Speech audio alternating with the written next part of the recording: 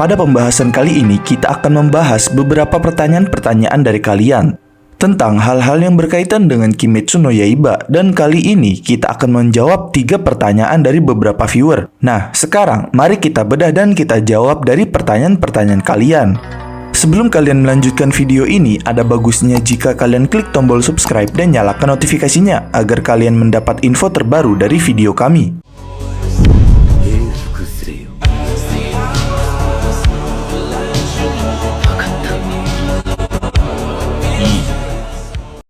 Pertanyaan pertama, alasan mengapa kawan-kawan Tanjiro dibuat lemah seperti Zenitsu dan Inosuke yang tak bisa mengeluarkan tanda pemburu iblis seperti Tanjiro? Nah, untuk alasan umumnya sudah pasti bahwa alasan karakter pembantu seperti Zenitsu dan Inosuke tidak mendapatkan mark atau tanda pemburu iblisnya adalah karena dia memang karakter sampingan yang sebenarnya tugasnya hanya membantu karakter utama agar dapat mencapai tujuannya. Jadi, karakter pembantu untuk MC atau karakter utama tersebut sudah sewajarnya diberikan porsi kekuatannya tidak lebih kuat dari karakter utama atau tidak lebih menonjol dari karakter utama agar para penonton bisa terfokus dengan cerita utama yang diperankan oleh Tanjiro, si karakter utama tersebut dalam Kimetsu no Yaiba. Tapi, jika dilihat dari alasan lainnya, dalam segi alur cerita dan perkembangan kekuatan setiap karakter, hal itu bisa dikatakan bahwa untuk Zenitsu dan Inosuke, mengapa dia tidak mendapatkan mark atau tanda pemburu iblis karena dia masih belum memenuhi syarat-syarat penting untuk mendapatkan tanda tersebut.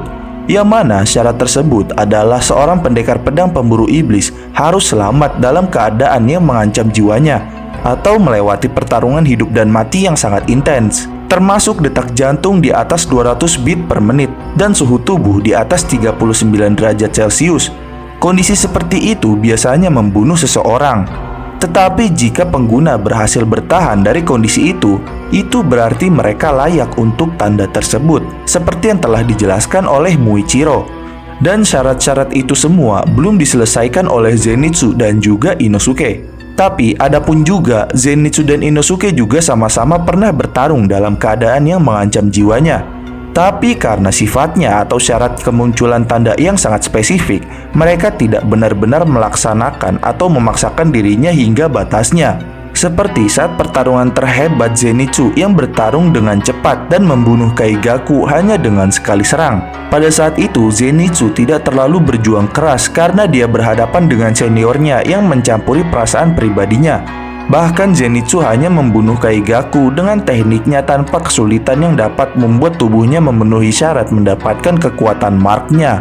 Sehingga Zenitsu tidak membuat detak jantungnya di atas 200 beat per menit dan tidak menaikkan suhu tubuhnya di atas 39 derajat Celcius. Dan begitu pula sama juga dengan Inosuke. Saat bertarung dengan Doma, dia hanya memiliki niat membantu Kanao dan kemudian membalas dendam ibunya yang membuat dirinya teralihkan di tengah pertarungan karena ingatan masa lalunya yang baru muncul. Dan juga karena pertarungan yang cukup singkat serta tidak satu lawan satu yang membuatnya sangat intens, pertarungannya tidak terlalu intens karena musuhnya adalah Doma yang selalu membuat santai di tengah pertarungan. Sehingga hal itu sama sekali tidak memaksakan Inosuke untuk memaksa dirinya hingga batasnya dan membuatnya tidak memenuhi syarat seperti detak jantung dan suhu tubuh yang tidak meningkat. Pertanyaan kedua, siapa yang akan menang jika Gyomei melawan seluruh iblis bulan atas satu persatu? Mungkin jika Gyomei melawan Gyutaro dan Daki seorang diri, walaupun Gyomei memiliki kekuatan yang dahsyat di antara seluruh Hashira, itu mungkin akan membuatnya sangat sulit membunuh iblis bulan atas ke-6 dengan Nichirinya sendirian. Karena mereka berdua harus dipenggal secara bersamaan. Tapi walaupun begitu, Gyomei tetap akan bisa memenangkan pertarungannya dengan sedikit lebih mudah. Dia bisa menahan Gyutaro dan Daki hingga matahari terbit. Terlebih lagi, Nichirin Gyomei yang sangat panjang dan memiliki dua sisi senjata seperti gada dan kapak di ujungnya. Itu akan memudahkannya menyerang Gyutaro dan Daki dari jarak jauh secara bersamaan, serta menahannya agar tidak kabur hingga matahari terbit. Kedua, Gyomei versus Kaigaku. Pertarungan ini mungkin saja akan sangat mudah bagi Gyomei dengan beberapa kali serangan menggunakan Nichirinnya. Dan walaupun Kaigaku memiliki kecepatan yang cukup hebat, tetapi dia tidak akan bisa menghindar dengan serangan yang cukup menghancurkan dari Nichirin Gyomei. Terlebih lagi, karena Kaigaku juga baru saja menjadi iblis tanpa memiliki pengalaman yang banyak. Itu akan mempermudah Gyome yang sudah memiliki pengalaman yang panjang dalam melawan banyak iblis yang kuat. Ketiga, Gyome versus Gyoko. Pertarungan ini mungkin juga termasuk mudah walaupun tidak semudah sebelumnya, karena kelincahan teleportasi Gyoko mungkin akan membuatnya sedikit kesusahan. Namun, karena Gyoko mudah dipancing emosinya, Gyome bisa saja dengan mudah melakukan itu dan menyerangnya. Dan karena serangan Gyome yang sangat menghancurkan dan luas, itu akan dengan mudah menghancurkan setiap serangan yang akan dilancarkan Gyoko dan membuatnya dengan mudah membunuhnya. Gyome versus Hatengu. Untuk kali ini, mungkin pertarungan Hatengu ini adalah yang paling merepotkan, karena klon Hatengu akan mencegah Gyome menyerang tubuh aslinya yang kecil. Dan pertarungan ini mungkin 50-50, yaitu antara Gyome bisa mengejar tubuh aslinya dan membunuhnya, atau Gyome dapat bertahan dengan setiap serangan klon Hatengu sehingga membiarkan tubuh aslinya kabur dan tidak jadi membunuh Hatengu.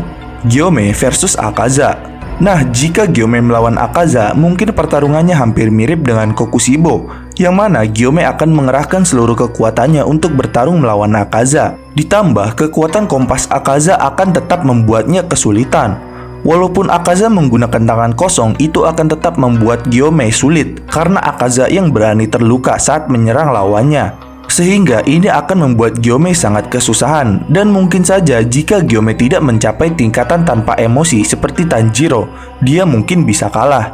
Tapi bukan berarti pasti kalah, karena jika tanpa hal tersebut dan penuh dengan semangat kekuatan, Gyome mungkin akan dapat memenggal Akaza. Tapi lain halnya jika Akaza tidak tersadarkan diri karena masa lalunya dan kemudian berevolusi seperti Muzan yang menghilangkan kelemahan di lehernya sehingga kebal terhadap pemenggalan. Itu mungkin akan membuat Gyome dalam keadaan berbahaya. Terlebih lagi, Akaza dapat bertahan dalam pertarungan yang sangat lama akan membuat Gyome benar-benar terpojok dan memberikannya kesempatan besar untuk terbunuh oleh Akaza. Keenam, Gyome versus Doma. Sama seperti Akaza, pertarungan Gyome dengannya juga akan sangat sulit dan sangat merepotkan. Terlebih, kekuatan kabut partikel es Doma juga bisa sangat berbahaya bagi tubuh Gyome yang hanya bisa bertarung dengan pendengarannya saja karena buta. Dan walaupun bisa beradaptasi, pasti itu akan mengharuskan dirinya untuk merasakan kabut es milik Doma yang membuatnya terluka. Ditambah lagi, patung es milik Doma atau klonnya akan membuatnya cukup kerepotan bagaikan melawan beberapa Doma sekaligus. Tapi dari semua itu, pertarungan ini sedikit berbeda dari Akaza. Walaupun jika dengan seluruh kekuatannya Gyome bisa memenggal Doma, Doma tidak akan bisa meregenerasi kembali tubuhnya seperti Akaza. Tapi tetap saja, yang dilawan adalah iblis bulan atas kedua, yang juga terkenal kuat dan sangat cepat. Sehingga kemenangan untuk Gyome sangatlah kecil, yaitu dengan resiko kematian yang sangat tinggi. Ketujuh, Gyome versus Kokushibo. Nah, untuk yang ini, jika Gyome beserta para Hashira lainnya melawan Kokushibo sangat kerepotan, sudah jelas pertarungan ini akan dimenangkan oleh Kokushibo jika Gyome 1-1 melawannya. Walaupun itu pasti akan terjadi pertarungan hebat yang membuat Kokushibo mengeluarkan seluruh kekuatannya. Pertanyaan ketiga, apa yang terjadi jika Tanjiro tidak mencukur rambut setelah berlatih bersama Urokodaki? Apakah Muzan akan ketar-ketir? Nah, jika itu terjadi, rambut Tanjiro sudah pasti akan dikuncir, dan itu akan pasti dikuncir seperti Yorichi. Sehingga mungkin saja tampilan Tanjiro sekilas akan mirip seperti Yorichi Tsugukuni bersama dengan anting Hanafudanya, walaupun tanda di dahi Tanjiro diganti dengan tanda lahir. Dan jika Muzan bertemu dengan Tanjiro yang sudah memiliki rambut panjang yang dikuncir seperti Yorichi, sudah sangat pasti dia akan merasakan nostalgia yang sangat kuat saat dulu dirinya bertemu dan melawan Yorichi. Sehingga saat bertemu dengan Tanjiro, itu akan meningkatkan amarahnya kepada Tanjiro yang memicu traumanya saat dikalahkan oleh Yorichi. Dan itu membuat Muzan dengan cepat memutuskan untuk melancarkan rencana membunuh Tanjiro terlebih dahulu daripada mencari bunga lili laba-laba biru. Dan itu semua karena kewaspadaan dirinya terhadap penerus pernafasan matahari, akibat traumanya yang diakibatkan oleh sang pendekar pedang pernafasan matahari Yorichi yang telah mencoba membunuhnya di masa lalu. Dan demikian adalah beberapa pertanyaan-pertanyaan dari kalian. Tapi, adapun dari semua jawaban ini, itu semua adalah analisa serta pendapat dari kami semata, dan bukan fakta yang sebenarnya yang ada di dalam Kimetsu no Yaiba. Oke guys, jadi jangan lupa like, share, dan subscribe. Jangan lupa komen di bawah tentang pendapat kalian di video kami kali ini. Sampai jumpa di video kami berikutnya.